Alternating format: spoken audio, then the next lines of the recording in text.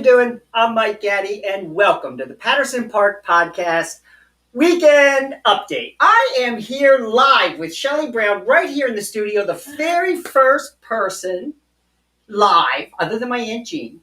And I am so excited to have you. Thank you and welcome. Thank you for coming on. Oh my gosh, I'm so excited to be here. It is live in person. It's the most exciting thing in 13 months. I know, right? We were going down the sidewalk, and she actually threw her arms around me and said, "Oh my God, I've been released from COVID prison because." And I didn't even ask permission. No, I apologize. I'm a huggy person. Matthew's not. So let's review a little bit about what you do for the people who watch the podcast. And it's been a while since you were on. You were one of the very first episodes. And you have a new book coming out, Weird Girl Adventures. But you have been a busy bee with other things too. You have brought on Weird Person of the Week on your Instagram feed. Mm-hmm. You have been very active on Clubhouse, doing engaging with people on Clubhouse. In fact, you're one of the people who turned me on to Clubhouse. In fact, you invited me on the Clubhouse, but Aaron Brown, it used Aaron's invitation. That's okay. Brown. I know. He is a busy bee too. Yeah. And are you still doing your greeting cards, your collage cards? So no. So this is the whole evolution. When the pandemic started, I had been traveling around doing mindfulness education, rock star mindfulness, people, not Lululemon, not like what he does in his yoga room mindfulness. This is like mindfulness for skeptics and people who aren't sure about it and people who think it's weird and woo-woo in a corporate setting. So anyway. Remind people what mindfulness is. When you say you're a mindfulness coach, remind them the definition of mindfulness, because I could use a refresher. So I'm not a mindfulness coach. I'm a mindfulness educator. And mindfulness is really present moment awareness. It's really becoming the driver of your awareness so that when you get distracted, you practice mindfulness and you have the ability to steer your car right back to right now. The moment we're living in right now. This second. Live in our studio. Yay! Patterson Park. This moment. This is our mindfulness moment. Yeah, so I was doing that until March of 2020, which of course the world shut down. And I got really quiet. Was listening to music and really just wondering what the heck I was going to do. I was on social media way too much. And so I started doing my hand-cut collage, and I turned it into a greeting card line.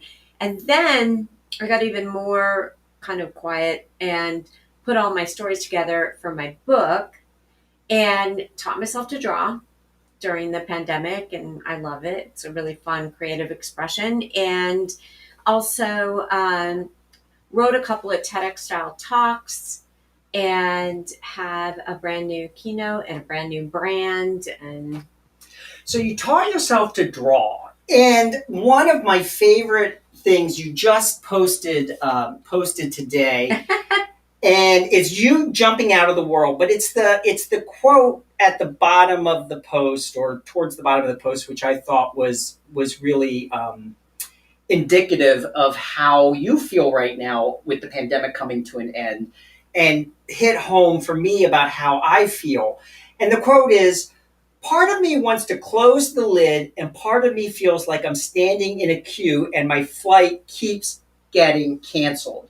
So you've had a little bit of a hard time. You're calling it post-pandemic stress disorder, which I love. Tell me a little bit about that. I think we all are waiting for life to start while at the same time it's kind of scary. And so dealing with all these different emotions of like fear and uncertainty and self-consciousness. I mean, like, I'm in front of you today and it feels so weird to be in front of people without my selfie ring and my perfect lighting and angle camera. And it's like, I'm ready, but wait, it's almost like you're making your debut on stage and there's excitement and trepidation, but there's also other things. There's a sadness, a longing, a grieving. Yeah, It's a lot. I've seen on some news reports where people are retreating back and saying, you know what, I really don't want to go back to the office. I really want to stay doing things on Zoom. I was just on a business trip in Phoenix, as you know, and it seemed to me like I was expecting everything to be business as normal again, with a few more masks in the picture. But nobody seems to know what's going on. The hotels aren't geared up, and I think the transition is really hard. But has it been hard for you? You and what you have traditionally done in the past before the pandemic was going out to events and speaking, right, and doing your mindfulness education. It's not activism. It's like Be allowing mindful. your weirdness. I mangle it every time. Are you anticipating those events starting back up, or is it still slow going? I think it'll be a hybrid, right? I think it'll be some virtual, some live. I want to be live. I mean, that is my desire. I think we long for connection, and we long for it in meaningful connection. And I think that part of the trepidation is there's a very human desire for us to connect in a more meaningful way, to not lose our humanity again and get lost in the hustle of life. Yeah, you described on our last talk for the podcast as life being a freight train on top of a roller coaster going down a rabbit hole. Yes. And this confuses the daylights out of me, much like mindfulness awareness does, or embracing allowing your weirdness. I mango it every time. But I think it's good. I think right now in particular, we're in one of those freight train racing times where it's going straight down into a rabbit hole. But as you've said in the past, it always seems like it's kind of the same. I think it's a little bit of a push-pull. So I don't think that it's a complete, and what I mean by roller coaster to a freight train down a rabbit hole is when we're in the stress cycle and we're on autopilot, we are thinking 25 different things, all at once, right, and in fear and remorse and regret and worry and past and all this stuff, and we're reactive. We're not responsive. And the reactivity is why it feels like a freight train to a roller coaster down a rabbit hole. But I think right now it's a little bit of a push-pull because there's a feeling like we're going to get sucked into that vortex again. And I think that part of us maybe, and I've never articulated this, and I'm just thinking it as we're talking, I think part of it is we're protective of our own souls, and this is starting to produce some anxiety again. That's what I've heard with the other on the news, people saying, wait a second, I'm not sure I want to go back to the office 15 hours a day, lose touch with my family. I have found some self-centeredness under the pandemic, and I'm not sure I want to rush back into what it was like before. Because I think there's a few things going on. Obviously, when we've had the opportunity to have our individuality, we've had the opportunity to just be a human being, right? So we haven't had to go into an office. Maybe on your Zoom, you have to put on some kind of front or no pants or whatever it is.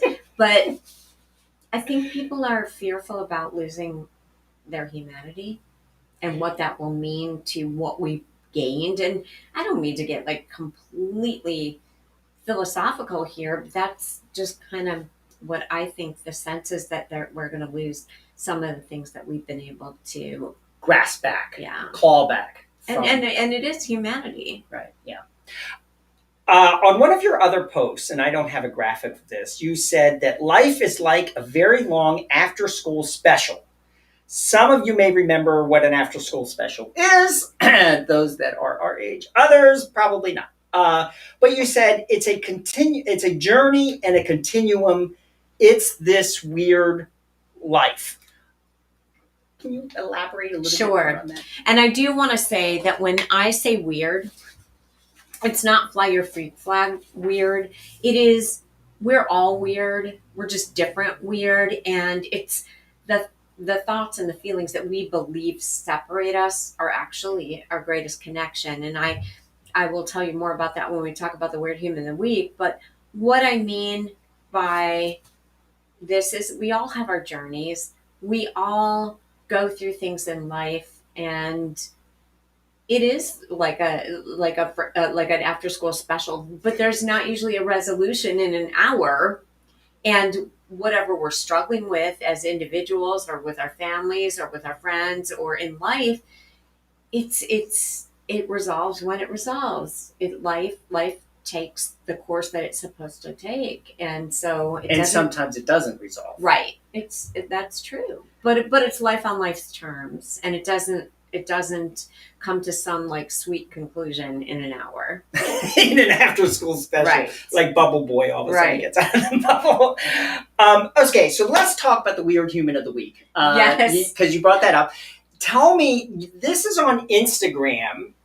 You feature a different person each week as a poster child for weirdness. And yeah, and you've got my friend Brant, who is like the coolest rock star, awesome, nice guy. But everybody has a weird. And what my philosophy is that we can all trace back to something in our lives. And for a lot of us, it was when we were young, where we thought to ourselves, I'm weird. I'm different. Something's weird about me. And we don't know that our weird's weird till it gets judged. And sometimes it's a really, it could be bullying or whatever. But our weird usually ends up serving us and ends up serving other people. So I'm going to ask you, what's your weird? Oh God, yeah, my weird's not G-rated. But I can tell you what I think.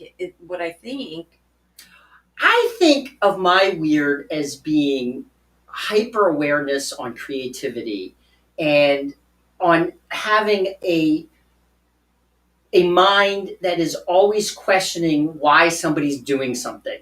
My mom describes it to me as something my sister once said to her, and my sister meant it as an insult. My mom and I have both totally embraced it as being something other than an insult, as being a compliment, which is, Mom, if you're walking down the street and there's a guy standing there and he has an ice cream cone stuck to his head, you will ask him, Sir, do you realize you have an ice cream cone stuck to your head? And then you will ask him what kind of ice cream it is, whether it's lactose intolerant ice cream, whether it's chocolate chip ice cream, whether it's a waffle cone or a sugar cone. My point is that both of us, my mom and I, have this real curiosity. Love it. As to what people are up to and doing. And we ask 10 million pesky questions to try to get at that. And some people think it's freaking weird. I love that. And I have that too. I met somebody one day walking down the street. I think it's in the book. And she just kind of lobbed it out there that her boyfriend was in the circus. And I had to add whoa. But anyway, let me go back to my theory. So you thought that it was weird for you to be curious. Hyper curious. Not just hyper curious. Asking. All right. Yes. And your curiosity was judged.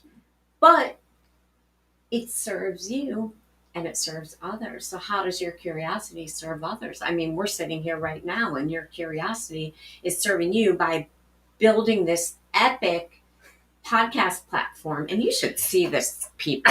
This is serious studio. It's glamour. I had the glam team put my lipstick on. As you can see, it's perfect. She's referring to my Tim Gunn photo over there. It's so the glam squad. Anyway, this is serious showbiz, and his curiosity is paying off because he has brought us all of us, Right now it's Baltimore, but next, the world. So your curiosity has led you to focus on all these other weird people, doing a profile on them on Instagram, and then running them as a feature. And that's I asked them 4 questions. What is your weird? When did you decide it was weird? How does it serve you? How does it serve others? Brian happens to have 5 coffee makers. That's his weird. How does he what? How does it serve him? It literally fuels his creativity.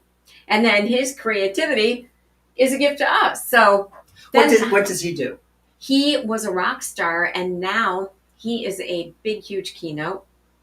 And he's an edutainer, and he is a brilliant, brilliant speaker. And he's also owns the PR company that does my Instagram PR. Which brings me to, hold on, let me find it. There it is. Your new book. Ta-da! This is my one and only copy. Yes, she came into the studio and was like, "This is my only copy. You can't have it." No, but you did bring me a present. Thank you. You're so welcome. Okay, so you described this book, Weird Girl Adventures, as being a cross between Sex and the City. I don't have the quote in front of me. And it's kind of the intersection of Sex and the City, mindfulness, and I will tell you, the woman who my friend wrote the preface, and she said it's as if Glennon Doyle, Lucille Ball, and Irma Mombeck stirred their DNA together, and I popped out in a gluten-free DNA cake with a tiara and pink hair. As a gay man, what do you always call yourself? A gay man in a woman's body or something? Yeah, right. So you have had some excerpts on Instagram, including one you did a live reading. I'm going to reproduce that here because I thought it was really, really super cute. Where and I used the non-politically correct term for this. She walked in and I said, "Oh, so we can do a reading. I want you to do the midget reading," and she's like, "Shh." You stumbled over that word. They didn't hear what you said. I said midget. I know. The politically correct term is little person. Yeah. I had to think for a second. And Miles Imler, who's coming up on the next, we have part 2 of Miles coming out, who would not be happy with me for, disparaging, but I mean, come on, think of the disparaging words they use for gay people, and if somebody said that to you, you'd be like, but we have gay people have really embraced these disparaging words to become sort of champions, queer being one of them, the Q in some LGBTQ. of them not, right, though. Yeah. Anyway, so moving on before you get into the live feed weeds, why don't you take a second and read one of the excerpts from your book, because I think it gives a better indication of what's coming out on the book. And the book is available for pre-order on Amazon. There are links on your and Instagram. Barnes and Nobles and Target if you don't like the big machine. And on my website. And this is your Instagram so that people know at Weird Girl Adventures. And but it's available for pre-order now. When will it actually publish? June 22nd, it will be released. Oh, that's like summer solstice. It is? Uh-huh. I knew that. That is... After 3 delays, I knew that. That is a very auspicious day. The Mayans would be most impressed with you. All right. Maya. So here is an excerpt from Weird Girl Adventures, Shelley Brown, Sex and the City meets mindfulness. And by the way, this is not a book. This is a perfect beach read because it's not telling you how to do anything. It's just fun stories, and I think you'll see yourself in them. And you don't have to read it linear. You can literally serendipitously pick a story and start reading anywhere. Okay, here we go. Are you ready? I am ready. All right, this story is called Issues. You may recall my telling you that many years ago, I walked around crying, "I want a lobotomy. I want a lobotomy." Mom, you can't have a lobotomy. Me, I want a lobotomy. I want a lobotomy. You might think I was just a crazy teenager, but you'd be wrong. I was in my 30s and still filled with the angst and drama of my 19th nervous breakdown. I thought I'd left all that behind until yesterday, when I wished for a soundproof room with padding where I could thrash around punching shit while screaming angry curse words and crying until my lungs wore out. Was it because of a man? No. Was it because I need meds? Maybe. But that wasn't it. Was it because something horrifying and unacceptable happened in my life? No, it wasn't that either. Was I in my personal hell? Yes. My personal hell is a place filled with loud, cocky, inked, hipster millennials. It's a place where every guy looks like a member of Mumford and Sons, and all the women shun makeup. No, it's not Lollapalooza, nor an Arcade Fire concert. Nope, it's not some hipster, independent coffee shop serving the latest trend in cold brewed coffee and a donut. No, not a craft cocktail lounge playing Daft Punk on vinyl while everyone sits on low striped cushions and corduroy couches wearing color schemes of pants and tops that make no sense. I'll give you a hint. A woman walked around wearing a t-shirt stating, "Data is the new bacon." Excuse me, but fuck you. No, it is not. Okay, fine. Last hint. All the Mumford and Sons dudes and non-makeup wearing ink millennials are wearing the exact same shirt. Slap yourself if you get this wrong. My hell is the Apple Store.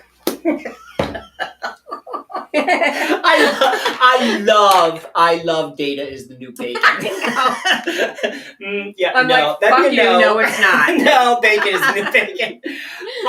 Okay, we are running out of time, but I wanted to talk a little bit briefly about the event spaces are opening up. You thrive like I do with live in-person events. How are you going to take all these disparate parts of your brand and meld them and move forward in the post-COVID live event space? Well, thank you for asking. And as a 25-year corporate veteran, and specifically in the event space and hospitality meetings and event space, how I'm going to meld that all together is I am a huge proponent of individuality. And I've written a couple of talks on a personal growth, for personal growth, which is allowing our individuality, called What If Weird Isn't Weird? And then I also have a signature talk for organizations about individuality being the key to inclusion. So that is what I'm bringing to the world. And hi, everybody. My name is Shelley Brown. I'm a keynote speaker, and I'd love to help you reach your event goals virtually or live. You can reach out to me, and I will not curse at your event.